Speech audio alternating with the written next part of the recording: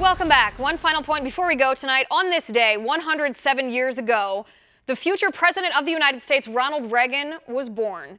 The Gipper would have turned 107 years old today in honor of one of the most outstanding presidents in our nation's history, a man who ended the Cold War, cut taxes for all Americans, created 16 million new jobs through Reaganomics, built up our military, gave power back to the states, and protected our nation from the threat of nuclear holocaust. Here are the 14 best quotes from Ronald Reagan on his birthday. Number 14, the most terrifying words in the English language are, "I'm from the government and I'm here to help." Number 13, government's view of the economy could be summed up in a few short phrases. If it moves, tax it. If it keeps moving, regulate it. And if it stops moving, subsidize it.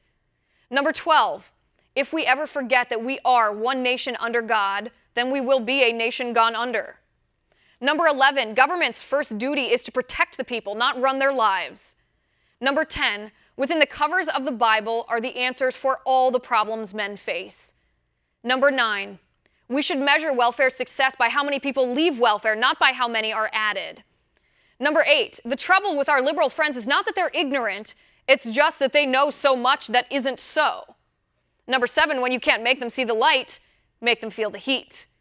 Number 6, protecting the rights of even the least individual among us is basically the only excuse the government has for even existing. Number 5, the American dream is not that every man must be level with every other man. The American dream is that every man must be free to become whatever God intends he should become. Number 4, we don't have $1 trillion debt because we haven't taxed enough. We have $1 trillion debt because we spend too much. Number 3, man is not free unless government is limited.